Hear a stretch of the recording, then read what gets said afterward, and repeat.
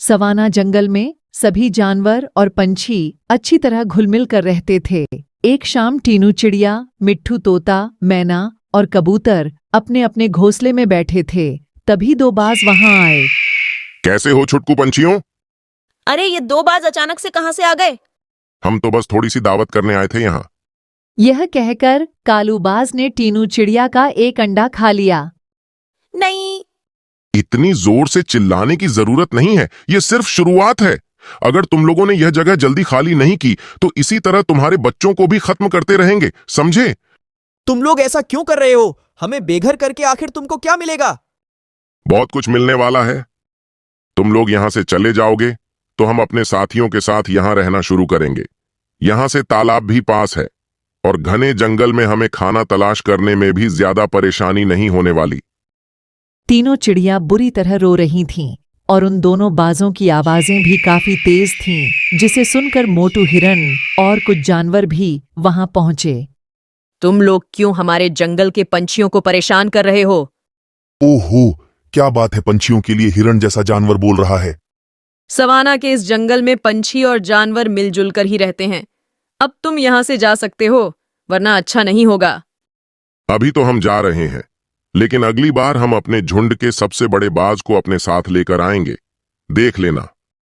यह कहकर वह दोनों वहां से चले गए। अब सभी पक्षी यह सोचकर और परेशान हो उठे कि अब वह किस बाज को साथ लाने की बात कर रहे थे। वह दोनों पहाड़ी पर अपने एरिया में पहुंचे, जहां पर सबसे बड़ा बाज शेरू अपने नवजात शिशु के साथ बैठा था। तुम दोनों कहां से घूम कर आ रहे हो? अरे वहीं खाना खोज करके आ रहे हैं। जंगल इतनी दूर है, रोजाना खाना तलाश करने में अच्छी खासी थकावट हो जाती है। तो क्या हुआ, जीने के लिए मेहनत तो करनी ही पड़ेगी ना।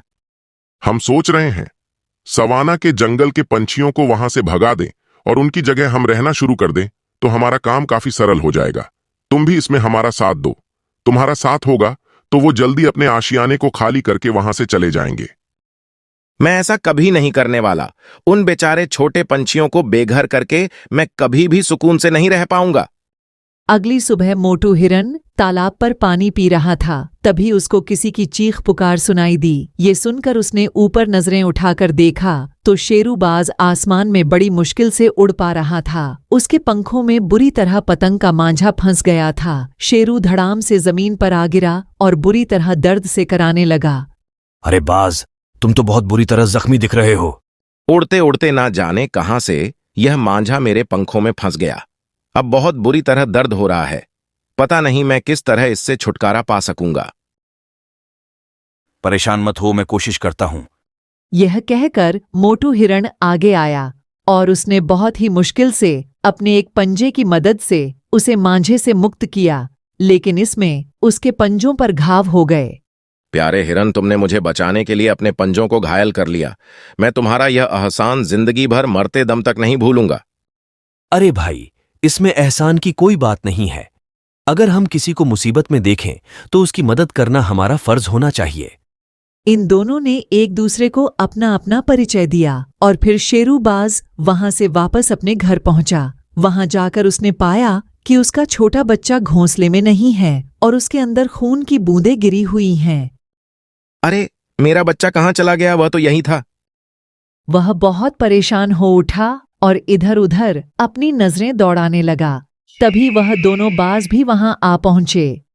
हमें माफ कर दो शेरू भाई, हम आपके बच्चे की उन दुष्ट पंछियों से हिफाजत नहीं कर पाए। वह कौन से दुष्ट पंछी की बात कर रहे हो तुम? वही सवाना के पक्षी। वो अपने साथ कई गिद्धों को लेकर आए थे। उन्होंने हमारे सामने तुम्हारे बच्चे को मारा और फिर उसको नदी में फेंक दिया। उन्होंने कहा कि अगर उनको उनके घरों से बाहर निकालने की कोशिश की तो वह इसी तरह हमारे बच्चे को मार दिया करेंगे। यह सब सुनकर अब शेरूबाज का गुस्सा 7वें आसमान पर चढ़ गया और वह गुस्से में बोला, इन दुष्ट पंछियों की इतनी हिम्मत कि उन्होंने मेरे घर आकर मेरे ही बच्चे को मार दिया। आज मैं भी इनको इनके घर में घुसकर मारूंगा। यह सुनते ही वह दोनों बाज खुश हो गए और फिर तीनों सवाना की ओर चल दिए। जब पंछियों ने उन दोनों के साथ शेरबाज को आते देखा तो वह सभी थर थर कांपने लगे। अरे बाप रे, इतना भारी और इतना विशाल बाज, यह तो हम सबको मारकर खा जाएगा। अब आए ना तुम लोग रास्ते पर। वह दोनों बाज अब उन पंछियों पर चोंच से हमला करने लगे और उनकी चीख पुकार सुनकर वहां के बाकी के जानवर भी इकट्ठा होने लगे। ये तुम ठीक नहीं कर रहे हो बाज महाराज। बेचारे मासूम पंछियों को क्यों मार रहे हो तुम लोग? ये मासूम और बेचारे नहीं हैं, बहुत ही दुष्ट हैं ये। अब मैं इनको यहां नहीं रहने दूंगा। ये तुम लोग ठीक नहीं कर रहे हो दुष्ट बाजो। तुम्हारी इतनी हिम्मत कि हमारे ही जंगल में आकर हमारे पंछियों को मार रहे हो। शेरूबाज, ये तुम क्या कर रहे हो? तुम तो समझदार हो, तो ये नादानी कैसी? उसकी बात सुनकर शेरूबाज ने उसकी तरफ देखा। शेरूबाज की आंखों में एक अलग तरह का गुस्सा नजर आ रहा था। मैंने कल सुबह ही तुमको उस मांझे के बंधन से आजाद करवाया था, और तुम हो कि मेरे ही जंगल के पक्षियों को मार रहे हो। ऐसा क्यों कर रहे हो? तुम्हारे इन पंछियों ने अपने कुछ दोस्तों के साथ मिलकर मेरे छोटे से बच्चे को खत्म कर डाला और उसे ये नदी में फेंक दिया, वरना मैं तो कभी भी इन पर जुल्म नहीं करना चाहता था। यह तुम क्या कह रहे हो? हमारे सवाना के जंगल में तो एक भी ऐसा कोई गिद्ध नहीं है, और न ही हमने तुम्हारे घर जाकर तुम्हारे बच्चे को मारा है, बल्कि हमें तो तुम्हारा घर कहाँ है यह तक भी नहीं पता है। नहीं नहीं शेरू भाई, ये झूठ बोल रहे हैं।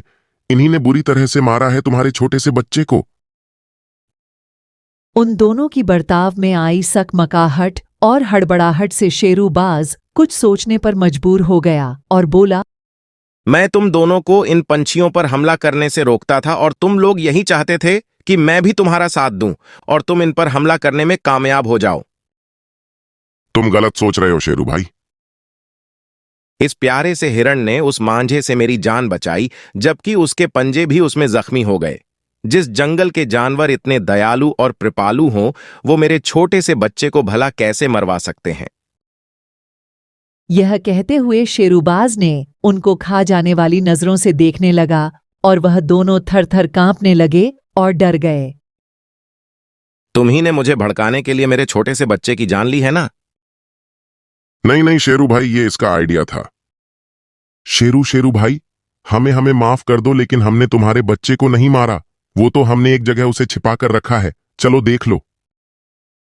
कहाँ है मेरा बच्चा? अब वह दोनों शेरूबाज को अपने साथ एक जगह ले गए, जहां पर उसको उसका बच्चा सही सलामत मिल गया।